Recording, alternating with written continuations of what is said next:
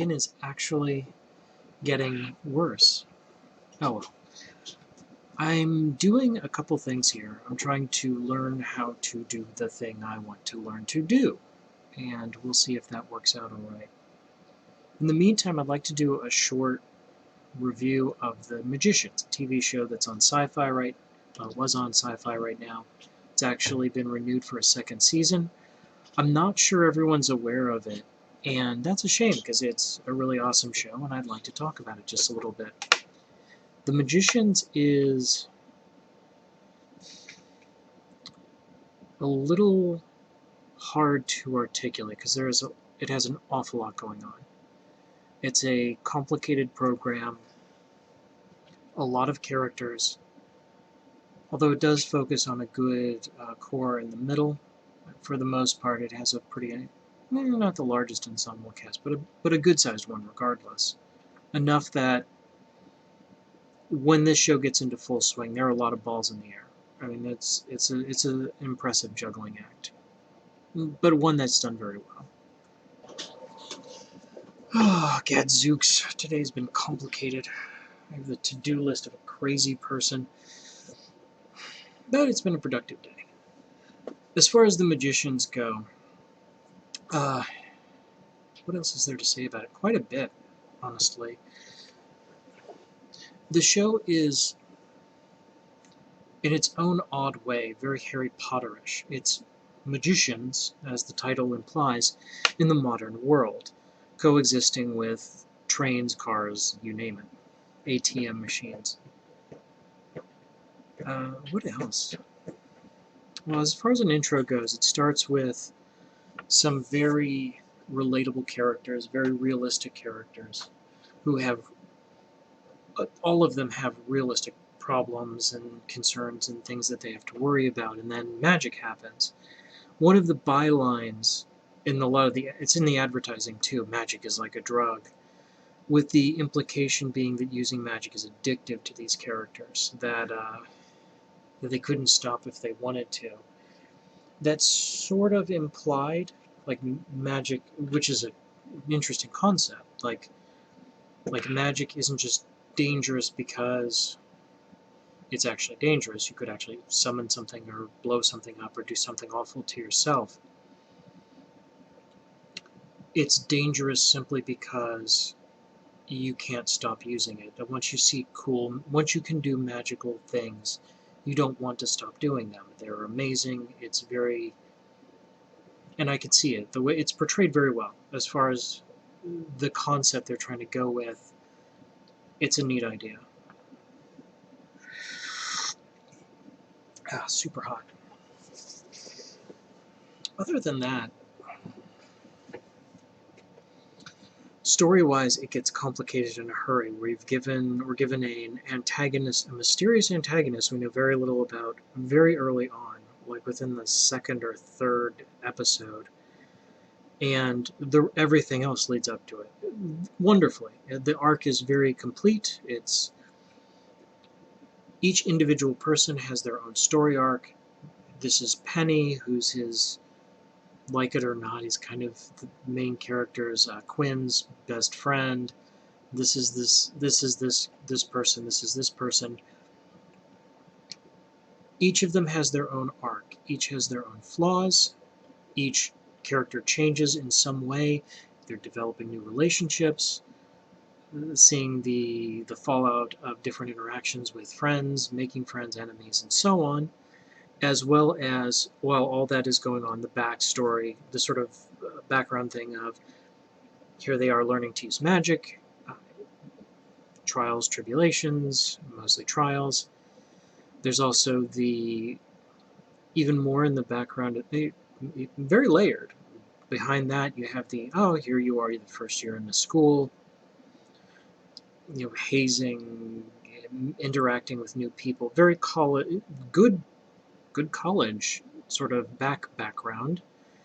Behind that, you have interpersonal conflicts with characters who used to be friends. Maybe they're not friends anymore. There's this backstory with Fillory. One sort of plot point is the main character is fascinated with these fantasy novels. The implication being it's sort of a Frank Bound Wizard of Oz, or Tolkien, or Jack Vance, something like that. It's a story set of books that were written by some famous author that Quinn is insane about. Um, Other characters are familiar with him, but then it turns out that that entire series of books, the author and several of the people he knew and lived with and so on, also have their own backstory, which eventually impacts on the rest of the storyline, leading up to, hey, we're going to go to the magical land of Fillory, and it leads up to everything perfectly well.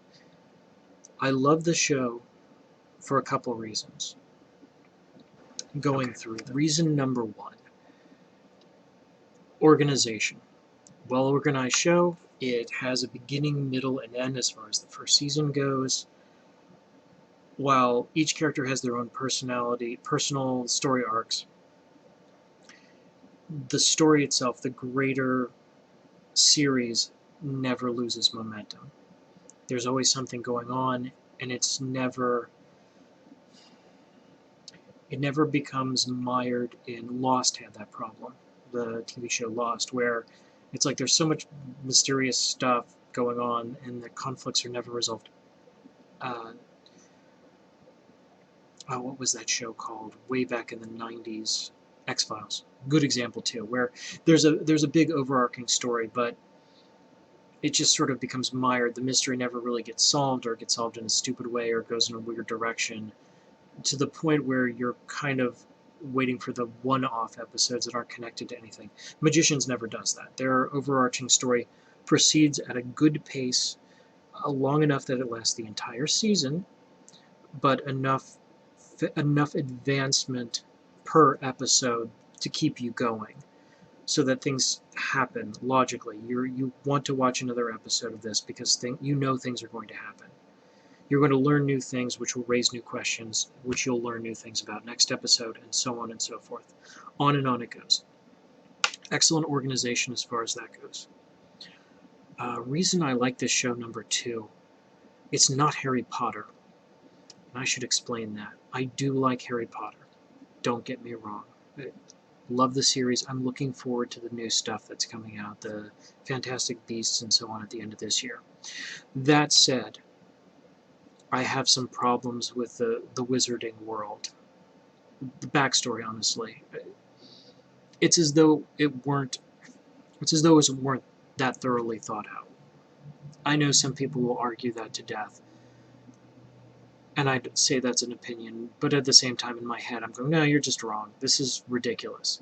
Some aspects of this don't make any sense. For example, the way everyone in the wizarding world works for a bureaucracy. I mean, the grand, amazing thing, spoilers I guess, if you haven't seen Harry freaking Potter, is that Harry wins the day, gets married to so-and-so, and gets to work for the bureaucracy.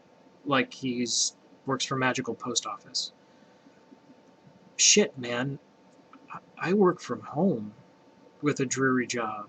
So I'm like kind of one up from your protagonist in Harry Potter. Why am I better off than the protagonist in Harry Potter? He has magical powers, but he works for Magic Post Office. It's like the mystical equivalent of the DMV.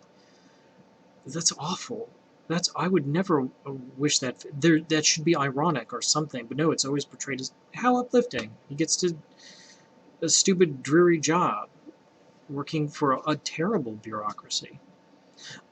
A bureaucracy we see has so many failures. It lets the source, the evil one that we cannot speak his name, come to power again, and it's powerless to stop him. And it's not like Voldemort was a super genius or anything. Like there were lots of clever things he could have done that would have just kicked Harry Potter's ass, but he never did them. I don't think he thought to, or more to the point, the writer didn't think to. So the world and its consequences aren't super well thought out. It started as a children's book, and even though it got more adult themes, it ended as a children's book too. Like the story, like the setting too, but some problems. The Magicians is aware of it. I mean, it's it's almost, in fact, I think they are literally, the characters are aware that Harry Potter exists as a series of books and movies. And several of the tropes that appear in Harry Potter are sort of brought up and dismissed. At some point, one of the counselors involved story is talking to Quinn, and it's like, do you believe in destiny, that you have a destiny? He's like, yes, I do. I believe that I have a destiny. And she just stares at him for a second and goes, what the fuck are you talking about? There's no boy of destiny. What the fuck are the fuck? Fascinating. Because I saw that and I was like, whoa. Because right as the leading up to Destiny, I'm thinking, oh, just like Harry Potter. And just that reaction of, what the fuck are you smoking, kid? There is no boy. You are not a boy of destiny. Shut the fuck up. Get over yourself. There is no destiny thing. And that's, looking back, knowing how the season ends, that's an important point. That there is no destiny. That anyone can be, and that's an important point too. Like, is it me? I thought it was me, but maybe it's not. Maybe I'm the one who's destined to do the great thing, and then it turns out maybe I'm not. I don't want to spoil anything. Do watch this series if you get a chance. It's great. What else? Like, just that the awareness of Harry Potter and Harry Potter tropes and the way they're quickly, almost like kind of with a wink and a nudge to the audience, the way they're dismissed as ridiculous. And I appreciate that. It's a little mean, and I like it.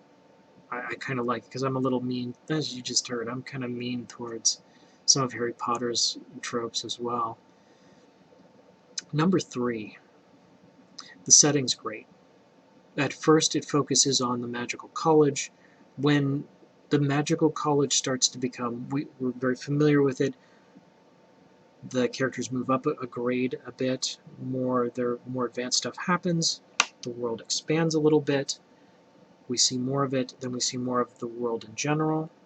At one point they go to Siberia or something like that, magic stuff there.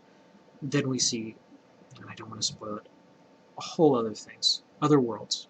I'll say that as much, and leave it there. Wonderful setting, wonderful world building, or worlds building in this case. Beautiful stuff. I always appreciate that.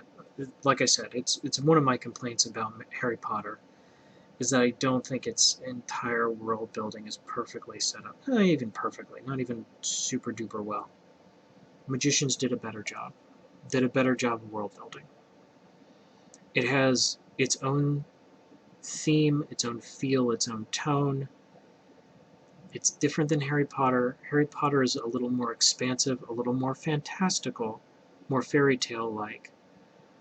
Once again, maybe that's why some of my problems with it. Too many fairy tale tropes. Too many rated G fairy tale tropes. That said, Magicians, I love their world building. So that's 3 reasons. What's another good reason? It's on Syfy. It's a cable show. People swear a lot. Like people have sex and shit like that. Don't really have that in Harry Potter now, do you?